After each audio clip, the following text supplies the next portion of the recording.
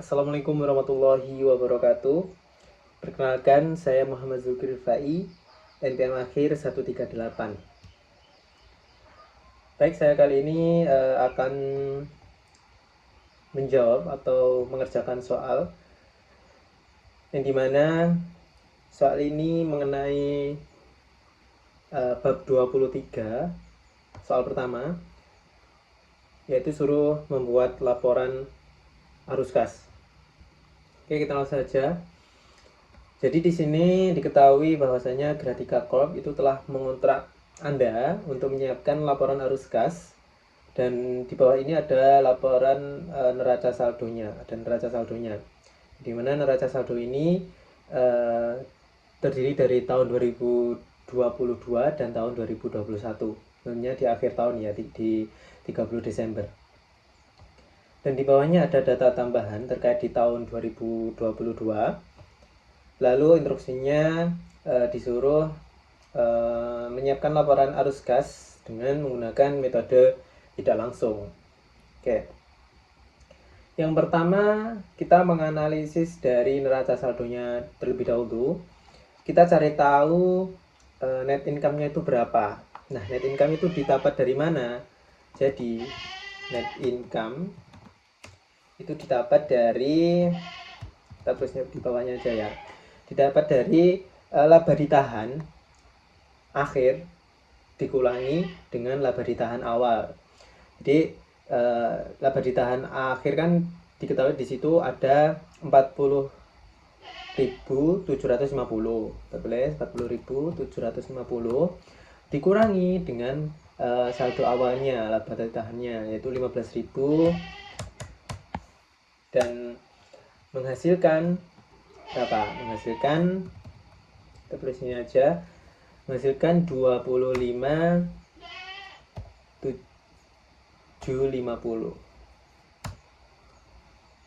ya. Dan ini menjadi awal nanti entah dikurang atau ditambah karena ini metode tidak langsung. Jadi ini nanti di atas sendirilah ini. Lalu kita analisis selanjutnya nanti di tahun 2000. Oke, kita analisis selanjutnya di neraca saldonya. Ini kasnya kita tidak peduliin karena nanti kasnya ini bukan masuk ke aktivitas operasi, investasi maupun pendanaan, karena nanti kas ini akan menjadi bukti atau balancing, dimana nanti ketika semua kita udah tahu nih arus kas aktivitas dari operasi, investasi, dan pendanaan, nanti terjadi kenaikan kas atau penurunan kas. Nah, jika kenaikan kas tinggal nanti jumlah saldo awalnya yaitu 23.000 kasnya, dengan kenaikan tersebut maka harus menghasilkan 58.500 kayak gitu. Kita langsung masuk ke akun yang kedua, yaitu ada piutang. Nah, piutang ini terjadi kenaikan piutang yang awalnya 10.000 menjadi 12.250, berarti terjadi kenaikan piutang sebesar 2.000. Oh, salah. Ya, berarti terjadi kenaikan 2.250. Oke. Ini masuknya kemana? Ke aktivitas operasi. Kita langsung klasifikasikannya di sini aja ya. Nanti gampang tinggal masukin di laporan arus kas. Nah, oke. Next akun ada persediaan. Persediaan juga mengalami kenaikan nih. Kenaikan persediaan. Naiknya berapa? Dari 10.000 menjadi 12.000, berarti naiknya 2.000. Maksudnya di mana? Di operasi. Lalu ada investasi ekuitas non trading. Nah, ini terjadi penurunan dari 3.000 ke 0, dan kita tidak tahu ini terjadi apa, maka kita lihat data tambahannya apakah ada mengenai investasi ekuitas. Nah, ada nih di nomor 5, investasi ekuitas non perdagangan itu dijual dengan harga 1.500 di atas biaya perolehannya. Perusahaan telah melakukan penjualan dan investasi serupa di masa lalu. Berarti ini terjadi penjualan investasi ekuitas yang dimana harga jualnya itu 1.500 di atas biaya perolehannya. Berarti penjualan investasi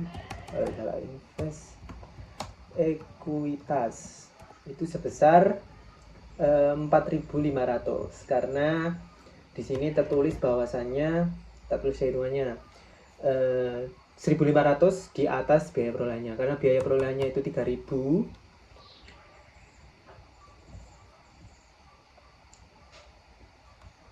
biaya perolehannya itu 3.000 ditambah dengan 1.500 itu menghasilkan 4.500. Maksudnya di mana? Di investasi, dari di aktivitas investasi. Nah, di dalam penjualan investasi ekuitas ini pastinya terjadi gain atau keuntungan ya. Kita harus mencatat keuntungan tersebut di arus kasnya juga. Karena gain ini itu tidak boleh diakui di mana di laporan arus kas, makanya harus dikeluarkan. Kita tulis keuntungan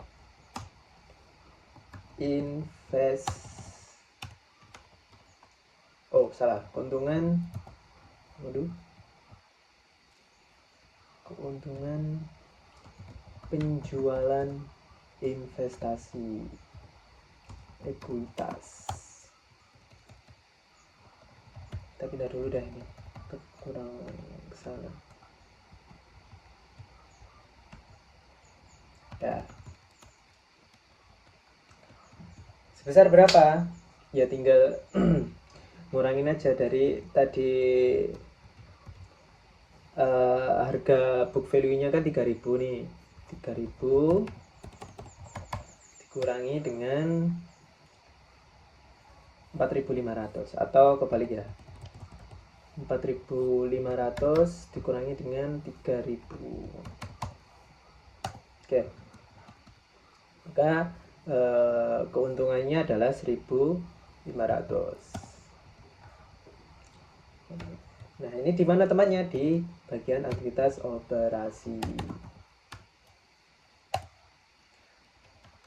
Oke. Next. Ada apa nih? Kita lihat di neraca saldo aja ya. Ada gedung yang dimana dia awalnya di tahun 2021 itu 29.750, tapi di tahun 2022 nilainya 0.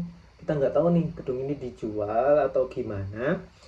Karena kita nggak tahu, maka kita lihat data tambahannya. Data tambahannya apakah ada mengenai itu? Nah, ternyata ada di tanggal 4. Di nomor 4. Di nomor 4 pada tanggal 1 Januari 2022 bangunan hancur total akibat banjir dan hasil klaim asuransi atas bangunan tersebut adalah 33.000 setelah dikurangi pajak sebesar 4.000. Maka yang pertama kita harus mengakui klaim tersebut. Klaimnya yang kita terima tentunya kas ya, dan harus beserta pajaknya juga, karena kita nanti bayar pajaknya itu sendiri. Kita klaim atas asuransi bangunan itu sebesar 37. Langsung aja ya.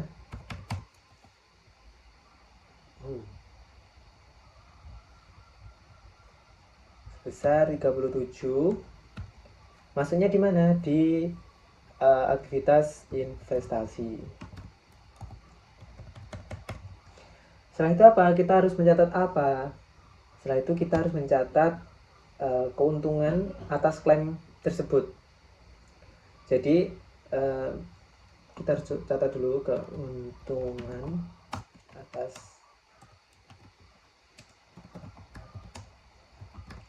asuransi bangunan. Nah, nyatatnya gimana? Jadi angka 37.000 itu dikurangi dengan 29750 book value-nya ini 750 dikurangi dengan penyusutannya sebesar 6.000. Ini ada akumulasi penyusutan gedung sebesar 6.000 di tahun 2021. Nah, ini nanti ketemu sebesar, kita coba ya, 37 dikurangi 29.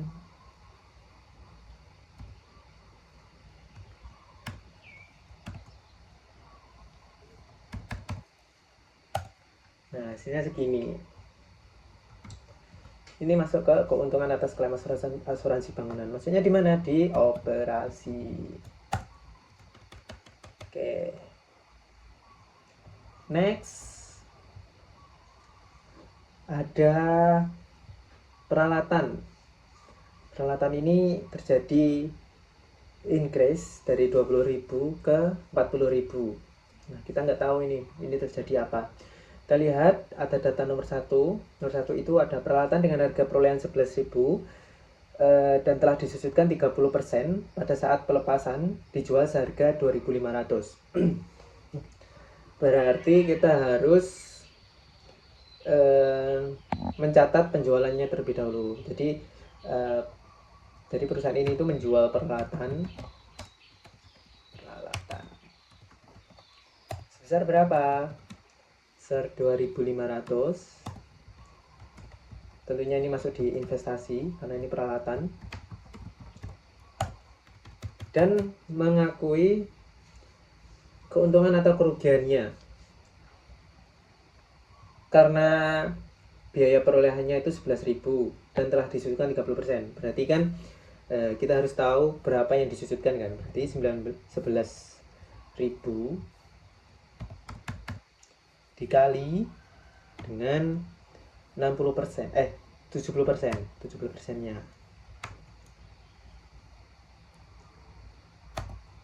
Itu berapa? Kita kalkulator aja.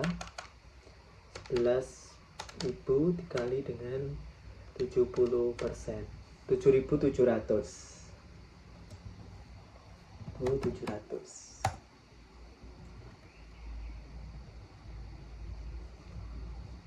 Nah, ini saya insert aja deh. Insert.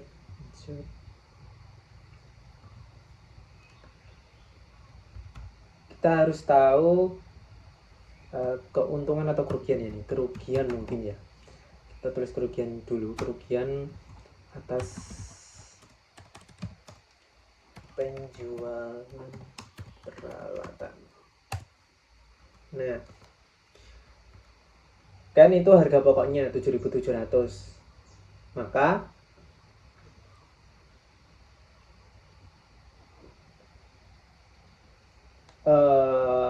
keuntungannya atau kerugiannya berarti 7.700 dikurangi dengan 2.500. Itu harga belinya, harga jualnya. Menghasilkan kurangi 2.500. 5.200. Nah, ini kerugian atas penjualan peralatan sebesar 5.200. Dimasuknya di mana? Di operasi. Karena seharusnya arus kasnya ini kan nggak terjadi arus kas, dan yang dimana dia mengurangkannya itu di net income. Jadi harus nanti di operasi itu harus menambah net income-nya gitu. Oke. Next. sudah kan ya, kita peralatan dan harga perolehan 11 dan telah disesuaikan. Oke, sudah. Next ada hak cipta. Hak cipta terjadi penurunan dari 5.250 menjadi 5.000 aja. Berarti turun 250. Jadi penurunan hak cipta besar 250. Di bagian mana? Di bagian operasi.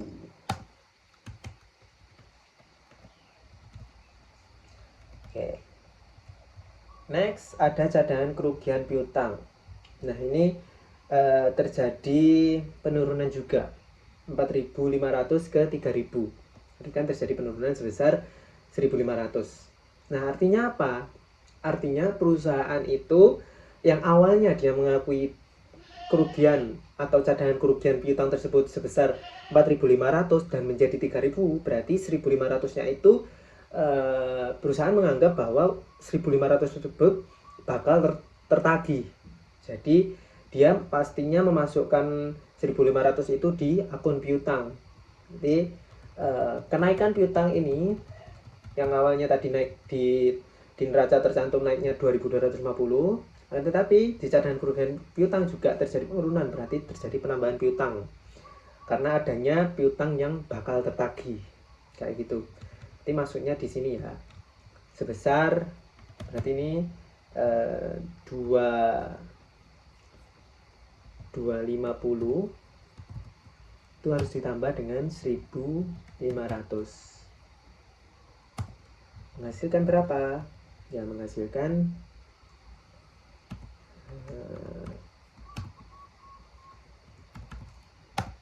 3.750 itu. Next ada, nah ini sebelum kita masuk ke akumulasi peralatan, nggak apa-apa sih, langsung aja masuk. Jadi di akumulasi depresiasi peralatan itu terjadi penurunan dari 4.500 ke 2.000.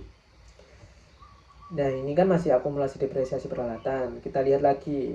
Nah, tadi kan ada penjualan peralatan kan yang di nomor 1 sebesar 2.500 dan telah disebutkan sebesar 30% atau 3.300. Itu akumulasi penyusutan. Maka untuk mencari beban depresiasi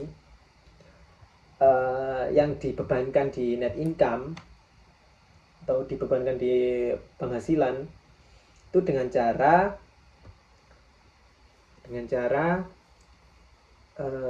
saldo awal ya, saldo akhir dari akumulasi depresiasi peralatan yaitu sebesar 2.000. Sebentar, kita tulis dulu beban depresiasi. Jadi dapatnya angka beban depresiasi ini dari mana? Dari 2.000, yaitu saldo awalnya akumulasi depresiasi peralatan ditambah dengan barang atau peralatan yang dijual tadi, depresiasinya berapa, yaitu sebesar 3.300 dikurangi dengan saldo akhir.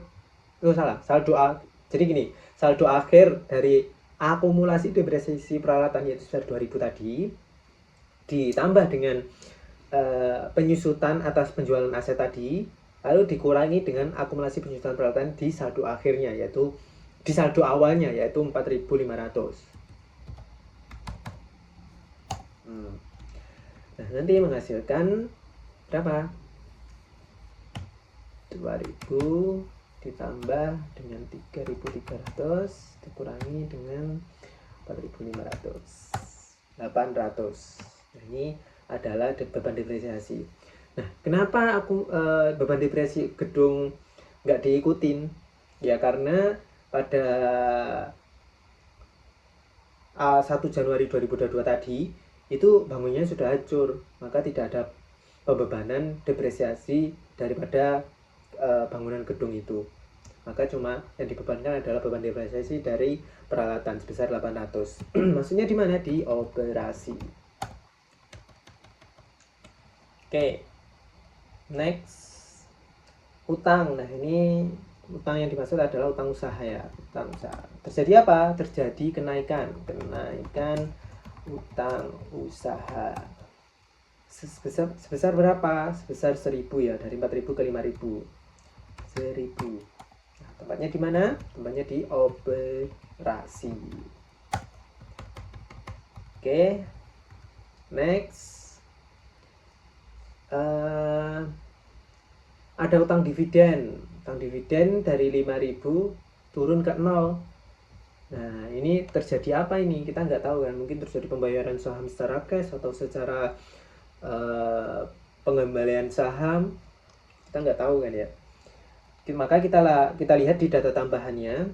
Di sini nomor 3 ada dividen kas yang dibayarkan sebesar 5000. Nah, ini berarti utang dividen itu turun karena atas pembayaran dividen kas tadi sebesar 5000. Berarti terjadi pembayaran dividen sebesar 5000. Di mana tempatnya? Di aktivitas pendanaan. Tuh. Next. Lagi wesel bayar jangka pendek. Nah, ini ada wesel bayar terjadi penurunan, jadi ada pembayaran wesel bayar jangka pendek. Nah, ini terjadi pembayaran ya, jadi sebesar 1000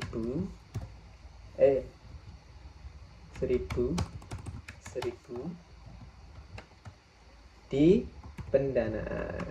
Masalah wesel itu atau saham-saham itu di aktivitas pendanaan. Terus ada wesel bayar jangka panjang. Dia naik nih 25 sampai 36 dari 25 ke 36. Kita lihat di data tambahan apakah ada keterangan.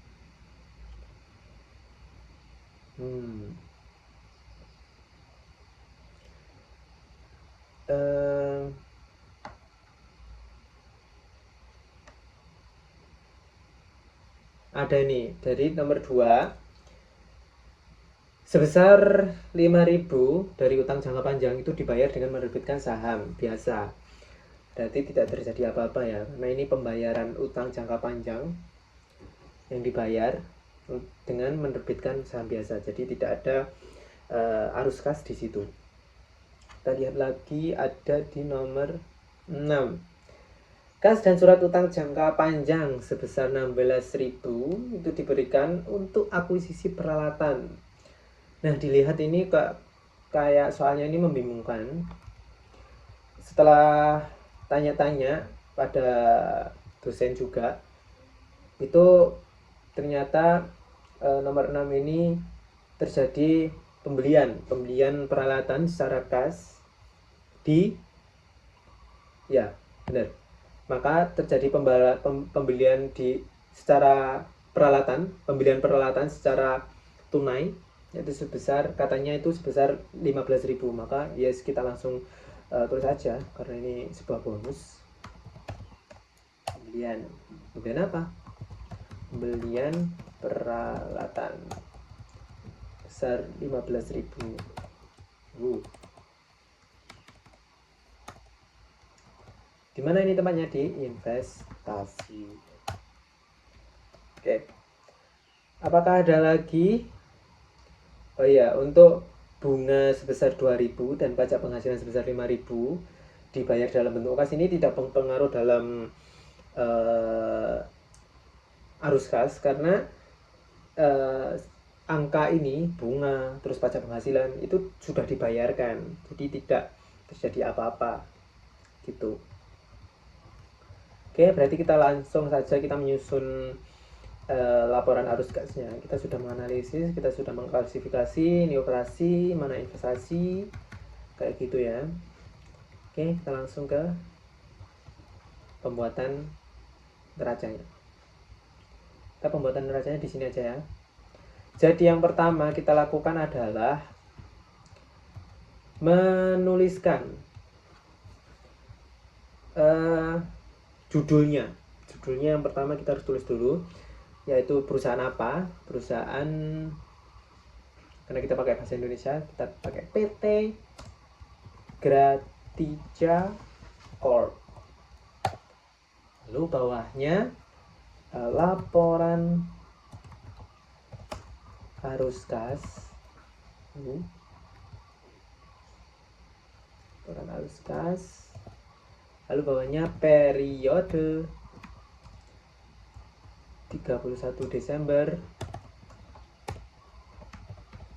2022.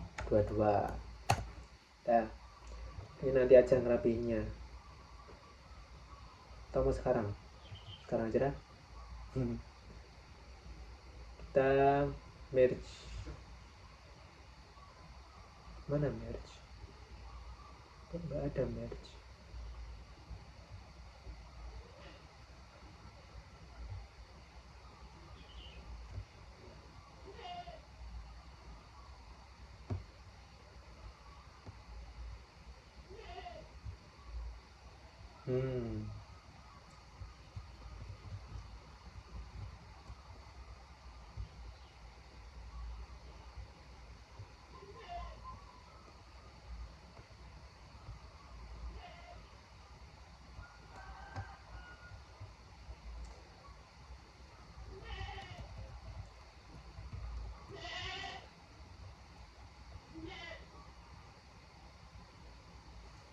Wow.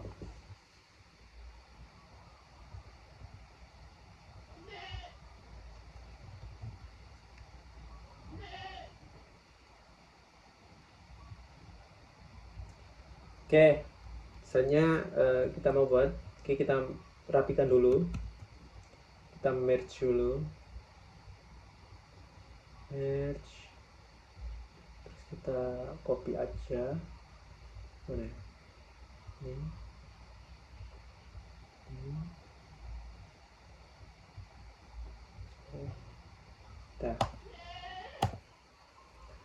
Nah, yang pertama kita harus menuliskan net income dulu, net income atau enggak, laba bersih. Kita kasih garis dulu lah ya, biar enak. Kita kasih garis dulu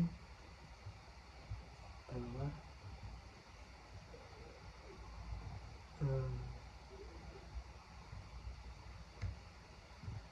Oke. Laba bersih, lalu ada arus kas dari aktivitas operasi.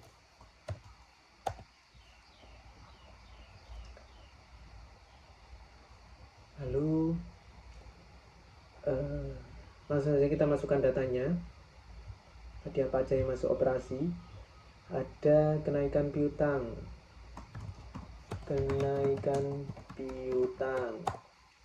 apa lagi, ada kenaikan persediaan,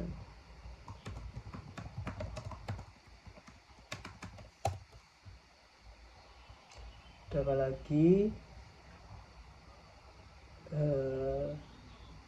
keuntungan penjualan investasi ekuitas,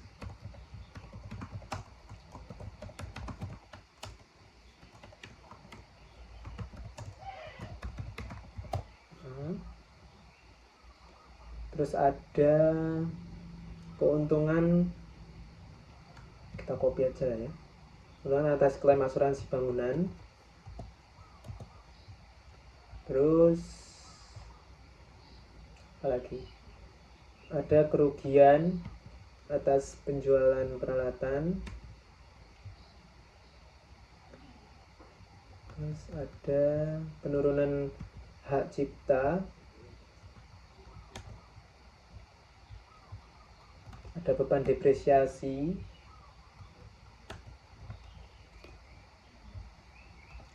terus Terus ada kenaikan utang usaha.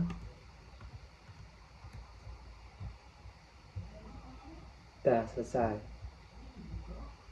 Pokoknya ini kasih total arus kas dari aktivitas operasi. Udah, kita langsung masukkan aja ya datanya semuanya, atau kita gini aja deh.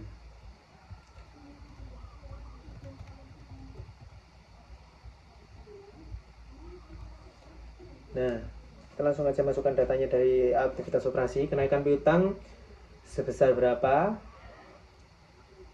Oh, kita net income-nya dulu sebesar 25.750. Ada kenaikan piutang sebesar 3750. Pastikan aja, kita pastikan nilai aja. Terus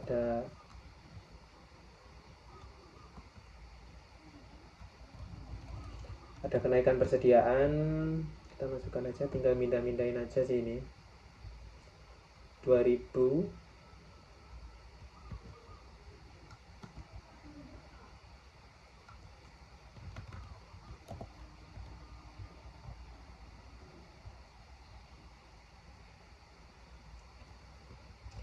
Terus ada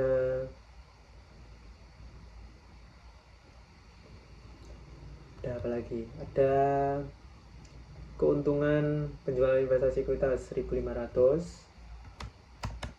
Oh iya, ini angka-angkanya kita juga harus tahu ini terjadi kenaikan aset nanti akan mengurangi atau menambah. Karena ini kenaikan piutang, berarti ini mengurangi net income, kita kasih minus.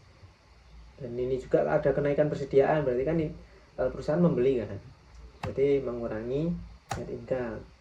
Terus keuntungan, perusahaan harusnya tidak mengakui, harus mengurangi juga. Terus ada keuntungan atas klaim asuransi sebesar 13.250, ini juga mengurangi 13.750, harus mengurangi. Nah, terus ada kerugian atas penjualan peralatan, sebesar 5.200. Nah, ini harus menambah. Nah, di net income dia sudah mengurangi, karena ini enggak ada arus kas yang berjalan, maka ya harus menambah net income tersebut. Segini. Terus ada penurunan hak cipta 250. Berarti kalau terjadi penurunan dari aset, berarti dia harus menambah 250. Lalu ada beban depresiasi yang harusnya tidak dibebankan, malah dibebankan. Maksudnya beban depresiasi ini tidak ada arus kasnya, kita harus menambahnya sebesar 800. Ada kenaikan utang usaha, berarti perusahaan mengutang mendapatkan uang, berarti 1.000 yang mengalami kenaikan. Dan total arus kas dari aktivitas operasi adalah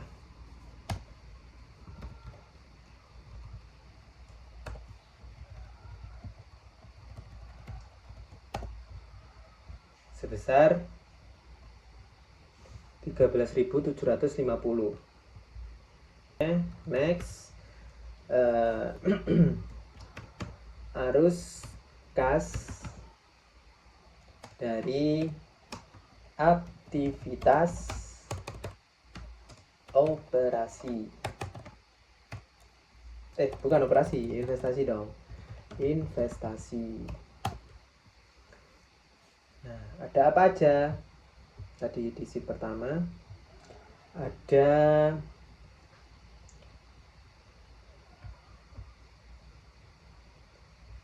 yang pertama, ada penjualan investasi ekuitas. Kita copy aja dah, penjualan investasi ekuitas. Terus ada, kita langsung copy aja, gitu bisa gak? Oh, bisa Bisa nggak sih? Nggak bisa. Kita harus copy satu-satu. Atau kita pindahkan di sini dulu aja dah, biar nggak bolak-balik. Ada ini, terus mana lagi? Ini angkanya dari mana? Ada klaim atas asuransi bangunan. Sini. Terus ada penjualan peralatan. Ada sini. Terus ada apa lagi? Oh, ada nggak? Berhasil. Nah, ini ada pembelian peralatan yang tadi. Ada kesalahan kata dosennya, ini ambigu katanya. Oke. Nah.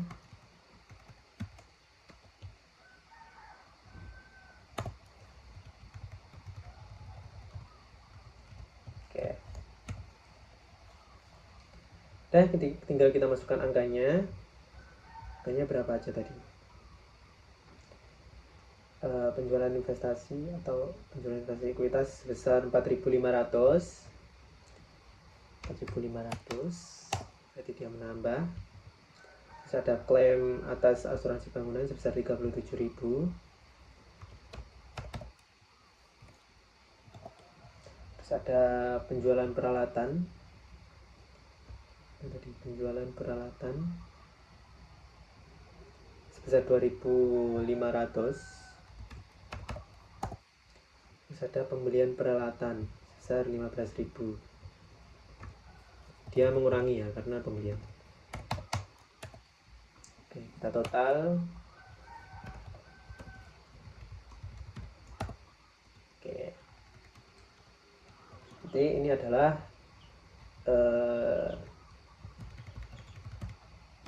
total aktivitas dari investasi. Next, ada arus kas dari pendanaan.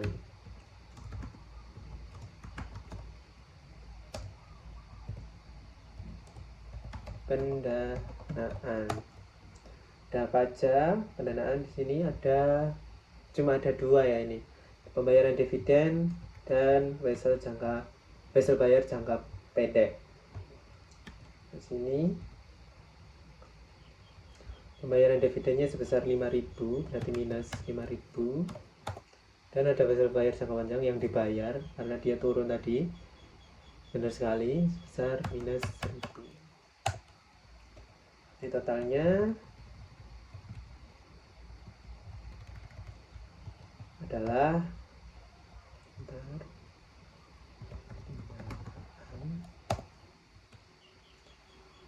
totalnya adalah minus 6.000. Maka kenaikan atau penurunan ya, kenaikan kas, kita tulis kenaikan dulu. Kasnya itu sebesar ini ditambah dengan ini, ditambah dengan ini, lalu ditambah dengan ini. Hasilnya 35.000. Wow, 35.000.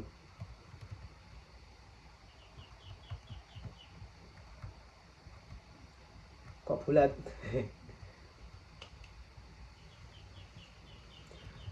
35.000. Maka kita tulis saldo awal atau enggak ini aja, kas 1 Januari 2022, kas 31 Desember 2022. Nah, saldo awalnya kan 23.000. Berarti saldo akhirnya harusnya 58.000. Ini ditambah ini hasilnya 58.000, tapi di sini 58.500. Berarti ada kesalahan nih guys. Kita lihat kesalahannya di mana. Oh, ternyata salah guys. Ininya kita salah penulisan nih.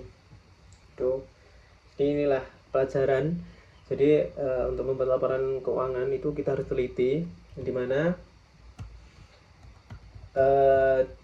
ternyata tadi keuntungan atas klaim asuransi bangunan itu 13.250. Nah, aku malah tak tulis 13.750, harusnya 250. Nah, ini. Nah, hasilnya bakal balance seperti ini. Balance-nya. Jadi gitu. Ini udah selesai. Inilah laporan arus kas dari PT Gratia Corp periode 31 Desember 2022. Total arus kas dari aktivitas operasinya itu minus 13.250. Untuk arus kas investasinya itu plus 29.000, dan arus kas dari pendanaan totalnya minus 6.000. Dan tentunya mengalami kenaikan kas yang dimana mengalami 35.500 jika di total tadi dari aktivitas tadi. Terus dijumlah dengan saldo awal kas 1 Januari 2022, maka akan menghasilkan saldo akhir kas yaitu 31 Desember 2022 58.500. Oke, seperti itu. Langsung kita ke next soal.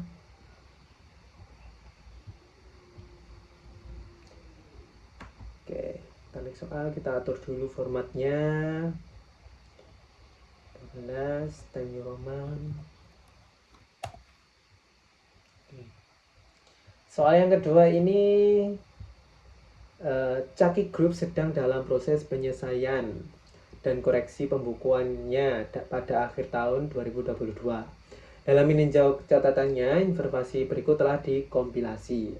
Oke, informasi yang pertama, Caki tidak melakukan akrual atas komisi penjualan yang masih harus dibayar pada akhir masing-masing 2 tahun terakhir. Sebagai berikut, pada tanggal 31 Desember 2021, yang harusnya diakui adalah 6.500.000, dan di tahun 2022 itu 5.500.000. Berarti untuk tahun, karena ini di tahun 2022, tentunya di tahun 2021 itu sudah ditutup ya. Maka akun penjurnalannya itu kayak gini. Karena kita harus mengakui komisi penjualan atau beban perusahaan tersebut untuk mengakui komisinya penjualannya, maka seharusnya nulisnya itu beban, akan tetapi saldo debitnya itu diganti dengan laba ditahan. Jadi mengurangi laba ditahan pada apa? Pada utang komisi penjualan. Nah, ini untuk tahun 2021 kayak gini. Nah, untuk tahun 2022, karena ini belum ditutup pembukuannya, maka akun debitnya itu tetap menggunakan beban. Jadi beban komisi penjualan pada apa? Pada utang komisi penjualan. Nah, untuk nominalnya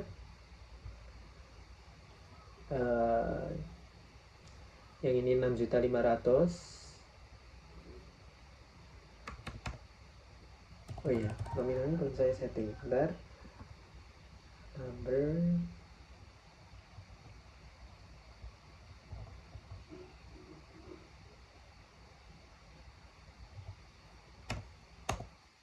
nah, ini laba ditahannya sebesar 6.500.000.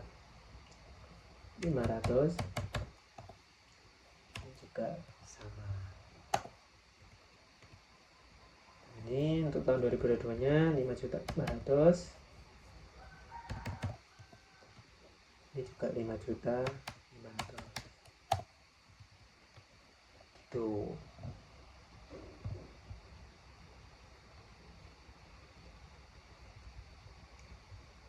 Oke,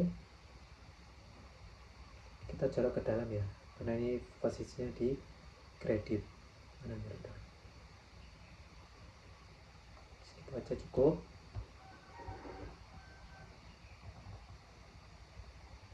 Oke, dah. Copy. Ini penjualan untuk nomor 1 ya. Penjualan untuk nomor 1.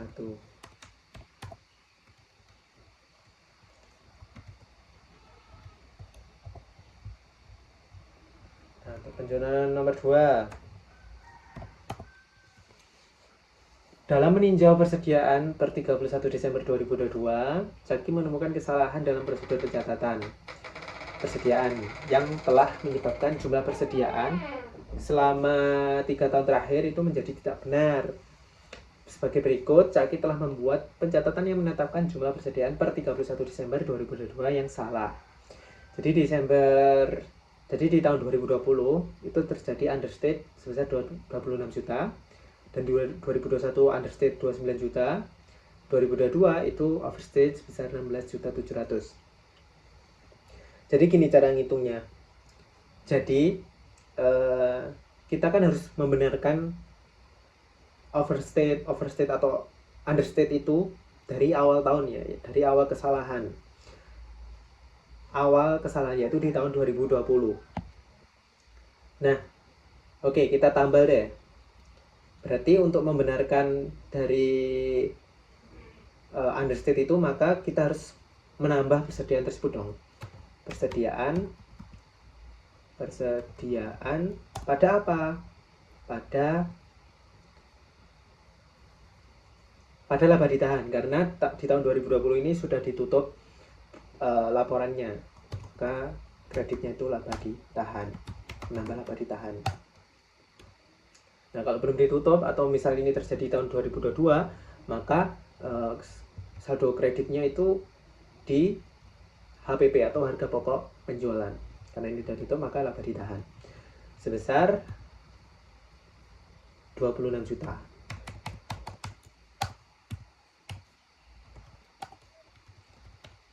Nah, untuk tahun di 2021 itu akunnya juga sama, persediaan. Akan tetapi kita lihat perhitungannya. Kan kita di tahun 2020 ini kita udah nempel nih persediaannya di 26 juta. Berarti kan sudah normal lagi kan di tahun 2020. Berarti di tahun 2021 understate-nya nggak segitu dong harusnya. Nggak sebesar 29 juta. Karena harus dikurangkan dengan hasil tembelan di tahun 2020 atau di tahun sebelumnya. Maka understate yang terjadi di tahun 2021 itu adalah 3 juta, yaitu selisih dari 29 dikurangi dengan 26. Maka understate sisa di tahun 2021 itu tinggal 3 juta. Maka kita tutup, maka kita benarkan, kita koreksi persediaannya yaitu sebesar 3 juta. Duh, salah. Sebesar 3 juta. Kreditnya juga sama laba ditahan karena tahun 2021 sudah ditutup. Nah, untuk tahun 2022 juga sama, karena di tahun 2021 kita udah tempel sebesar 3 juta, maka di tahun 2022 itu nggak terjadi overstate dong. Maksudnya nggak terjadi overstate sebesar 16.700.000. Karena kita udah tempel 3 juta, berarti tinggal sisanya dong, tinggal 16.700.000 itu dikurangi 3 juta, yaitu sebesar 13.700.000. Nah, saldonya apa? Akunnya apa? Kalau terjadi overstate. Terjadi overstate itu akunnya kan terjadi kelebihan pencatatan persediaan, berarti persediaan tersebut harus dikurangi. Maka persediaannya dikredit dan dapatnya apa? Harga pokok penjualan. Kreditnya persediaan. Sebesar berapa? Sebesar selisihnya tadi 13.700. Tuh. Oke. Perhatikan sekalian.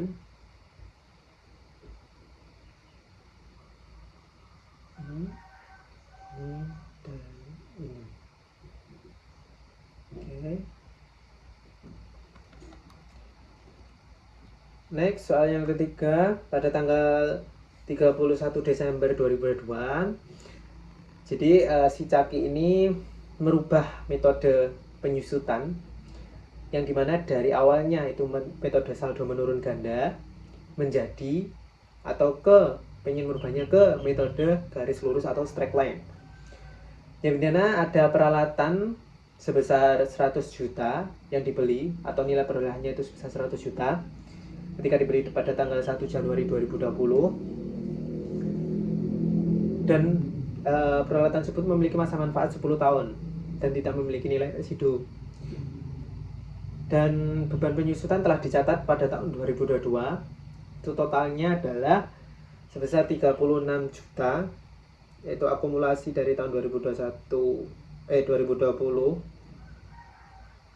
sampai ke tahun 2022 totalnya 36 juta. Dan Caki juga telah mencatat beban penyusutannya di tahun 2022 itu sebesar 12.800. Berarti kan kita harus menyesuaikan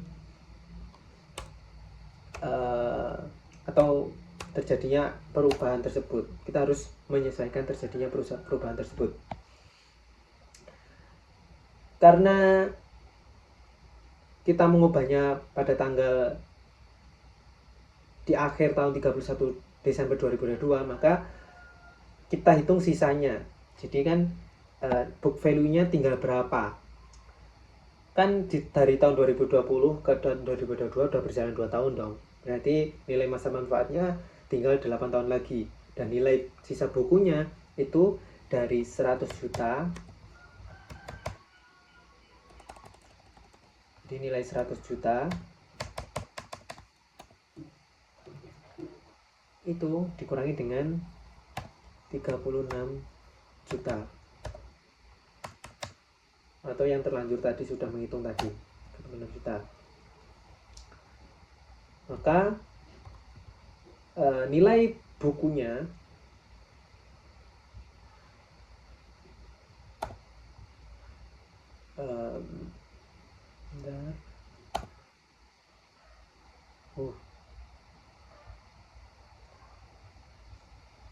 maka nilai bukunya itu sebesar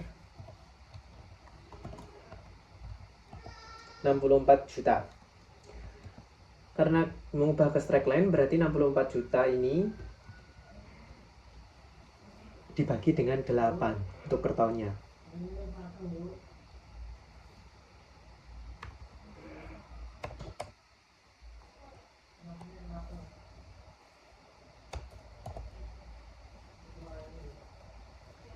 Berarti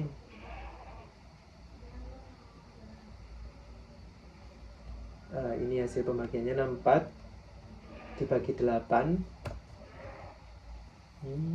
bagi 2. Nah ini 8 juta per tahunnya. Maka seharusnya si Caki, karena ini perubahan metode penyusutan, jadi ini perubahannya prospektif bukan retrospektif. Jadi kita hanya mengubah ke depannya aja.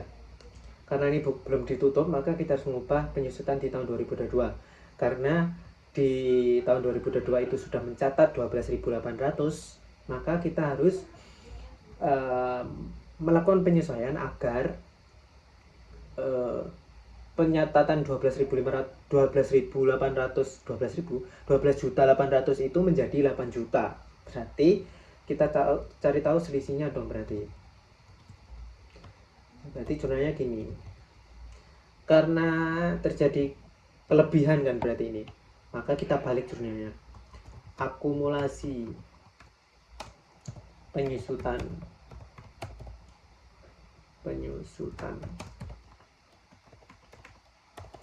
dan pada apa? Pada beban penyusutan peralatan. Sebesar berapa? Sebesar selisihnya 12.000 dikurangi 12.800 dikurangi dengan 8 juta. Udah kita tulis bawahnya deh. Jadi ini jurnalnya dari Sini banget sini aja dah. 12.800 dikurangi 8 juta.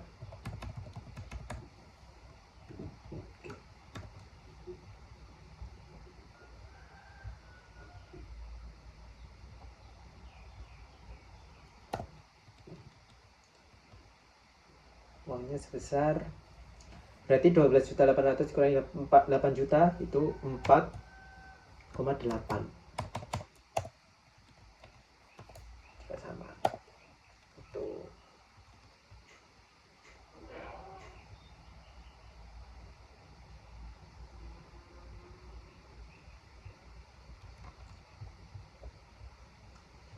Oke, nomor 3 selesai. Nomor 4,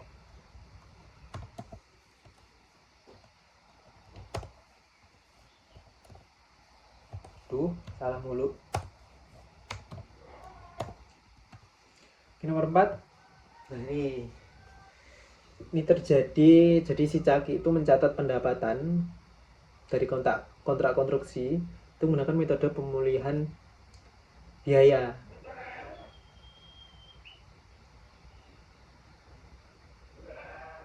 Nah, dari metode pemulihan biaya tersebut dia ingin mengubahnya ke metode pencatatannya itu menjadi persentase penyelesaian atau ya percentage of completion basis untuk tujuan akuntansi.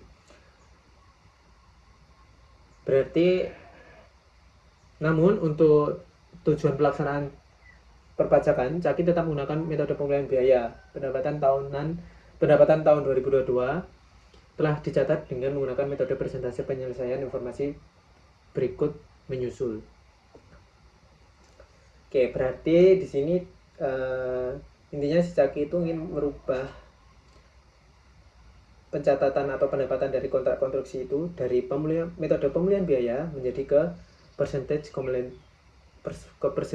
of completion atau persentase penyelesaian.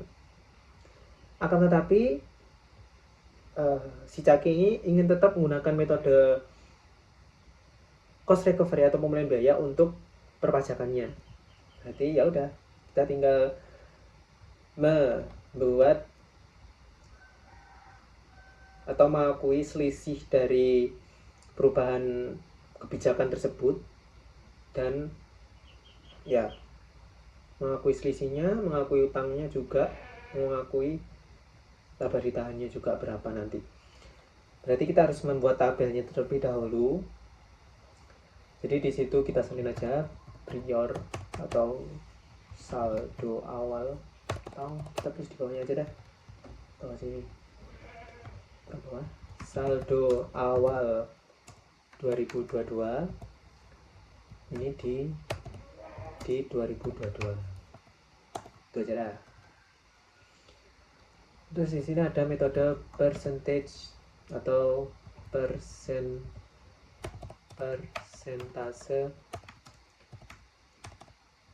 penyelesaian.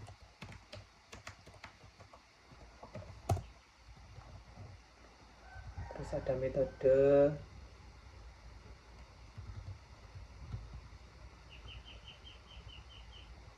pemulihan biaya.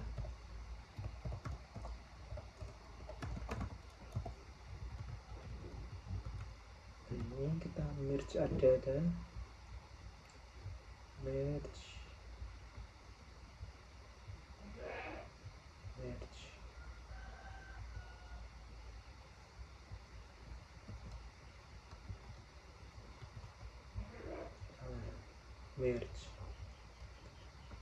nah karena data yang kita di tahun 2022 itu telah dicetak menggunakan metode persentase, jadi kita fokusnya di tahun saldo awalnya aja dah, yaitu di metode ini terus dicatatnya sebesar 150.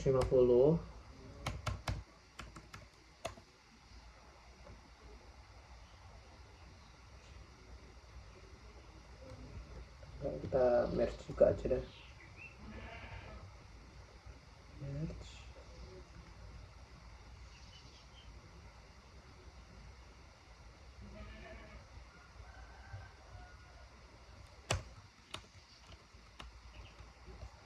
Nah, untuk metode pemulihan biayanya itu sebesar 105. Nah, ini kita catat selisihnya.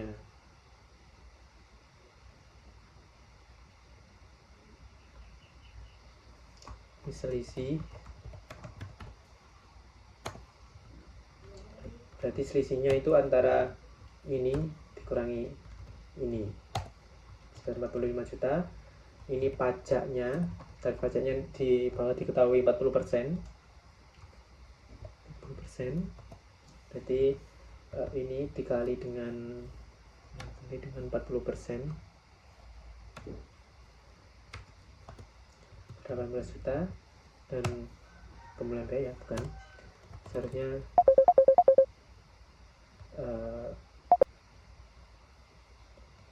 ya maaf terjadi teleponan. Nah ini setelah pajak.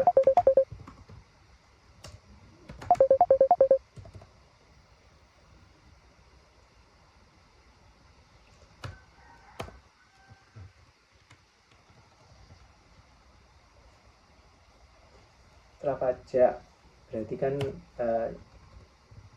selisihnya ini dikurangi dengan dengan 18 besar 27. Udah, setelah itu jurnalnya bagaimana? Jurnalnya karena ini terjadi selisihnya pemulihan biaya dan persentase penyelesaiannya itu lebih besar persentase penyelesaiannya, berarti kita harus mengakui atau menambah daripada konstruksinya. Berarti konstruksinya di debit, konstruksi dalam prosesnya menambah, lalu mengakui konstruksi atau penambahan konstruksi ini di mana? Di laba ditahan. Akan tetapi nggak semua kita akui sebagai laba ditahan karena ada pajak yang terutang besar 18.000, maka nulisnya adalah kewajiban pajak tangguhan. Jangan pajak tangguhan dan baru sisanya didapat di laba ditahan. Gitu.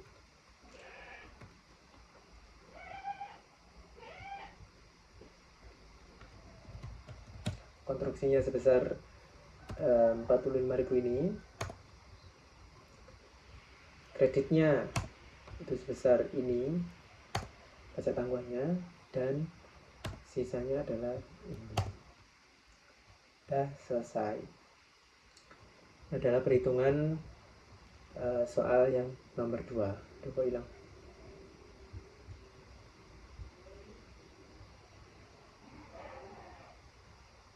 Dah. Baik, mungkin sekian penjelasan untuk menjawab soal nomor 1 dan 2. Kurang lebihnya saya mohon maaf. Sekian, wassalamualaikum warahmatullahi wabarakatuh. Bye-bye.